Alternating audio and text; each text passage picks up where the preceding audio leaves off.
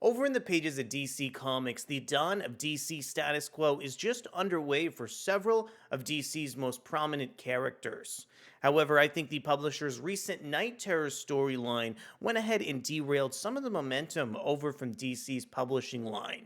Thankfully, the Green Lantern comic book was able to really utilize the Night Terror scenario to flesh out some of the background behind protagonist Hal Jordan, as well as flesh out the upcoming status quo for Sinestro.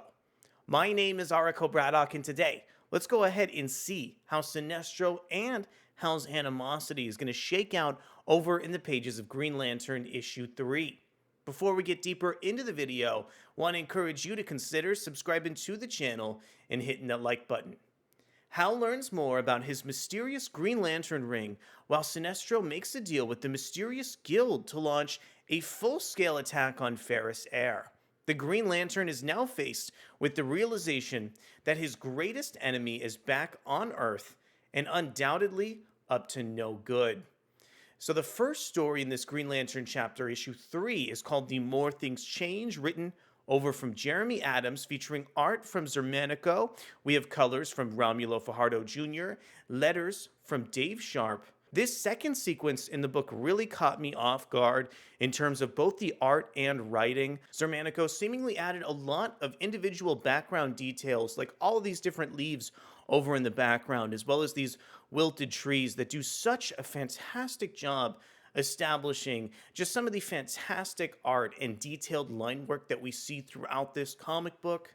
And this element of Hal Jordan interacting with some animals also played into some of the overall plot aspects of the issue, as Hal is really interested to see if he's able to conjure these different sort of constructs that Abin Sur was able to create over with his ring. Really like that aspect over in the series. And let me tell you here, this next scene is exactly what readers like me have really been asking for in terms of Green Lantern, because we immediately head over to Coast City to catch up with Sinestro. I think the solicit for this issue did a great job teasing where we get to see Sinestro over in the series. He's interacting with a mysterious guild, talking to these alien creatures that have a great sort of introduction to the series. I love how Xermanico and writer Jeremy Adams both handle some of the reveals of these individual characters. And I also think that some of the dialogue from this sequence really captures Sinestro well as a villain over in the DC universe. Getting to see some of these next pages and watching Sinestro finally make a move over against Hal, where he attacks Ferris aircraft, was also just an absolutely fantastic part of this issue.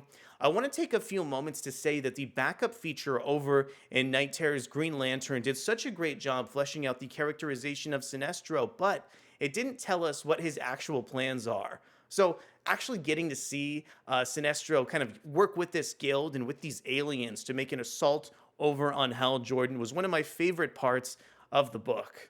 I especially like how this involves Ferris aircraft.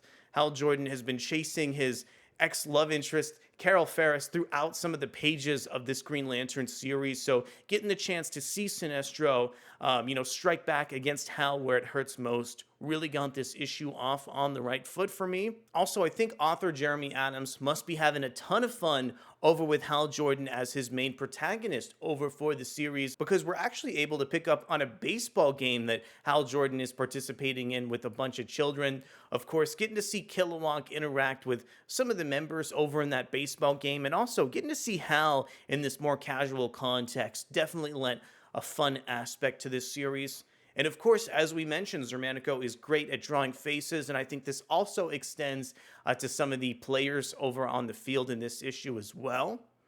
I also really love this next sequence segueing back into the relationship between Carol and Hal over in the issue, when basically Carol goes directly to Hal and says she wants to speak with him. It even sent a chill down my spine. I love how Xermanico was able to capture that sequence from the art perspective, and how Jeremy Adams was able to write this aspect as well.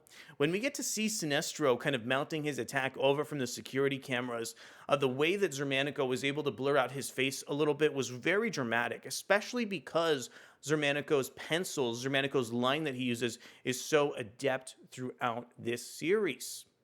And when we finally get to see Hal directly confront Sinestro, I also thought this series really did a great job building up to their confrontation.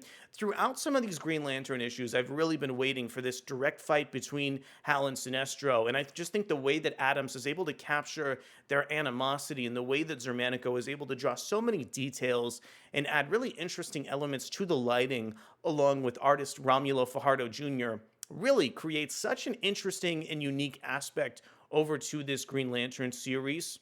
But I was also just as happy over with the backup story in the issue centered around John Stewart.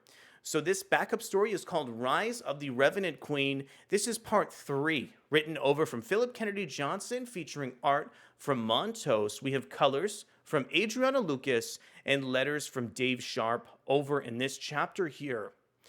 Sadly, we don't have any preview pages for this backup story because the art from Montos in some of these pages is just absolutely amazing. The amount of lines that Montos seemingly lends to each of his figures is just staggering here, and I really think the way that he is able to portray this sort of alternate John Stewart is just so intriguing. I also really liked being able to catch up over with Shepard, the Lantern of the Dark, fighting some of these forces alongside the Guardian-esque version of Stewart throughout the issue. The way that Montos is able to illustrate some of the endless limbs and all of these really beautiful and navel-gazing Green Lantern constructs, I think is just really, really lovely here. While I admit I did have to go back and kind of brush up over on the previous chapters of Rise of the Revenant Queen, I really do think it was worth it, because this issue just does a fantastic job setting up so many plot threads over for Green Lantern War Journal, and also really kind of bolstering the profile of the Green Lantern John Stewart as well. I think Phillip Kennedy Johnson has such a strong kind of narrative aspect over for John, and I love that he's opened up some of these other plot threads as well. Some of these elements from John have been building since Dark Crisis, and I really think that DC's editorial has just done a great job building to some of these elements. Now, another aspect of this series that I also really appreciated was some of the personal elements that lead our version of John to stay in this sort of alternate reality that he's stuck on right now. Really hoping that this kind of develops into something interesting, and I can't wait to get the debut of Green Lantern War Journal to see if Shepard is able to bring his message over to our John Stewart, who's in a much different place than his. So at the end of the day here, I think Green Lantern issue 3 was one of the best chapters of the series to date. This chapter really did a fantastic job coloring in the animosity over between Hal and Sinestro over in this series. I also love how Jeremy Adams has begun to develop the relationship over between Carol Ferris and Hal in this issue.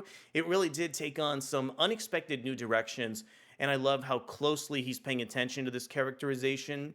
The way Sinestro is sort of interacting with the Guild and also the Legion of the Doom makes him a really, really interesting character for me.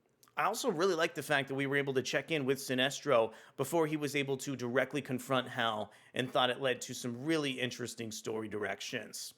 I want to thank you so much for coming to check out our video review over for Green Lantern issue 3. We'll be back in subsequent issues to see how Sinestro's war with Hal Jordan develops and where some of the Green Lanterns are headed in the near future. Thanks so much, and I'll see you soon. Bye.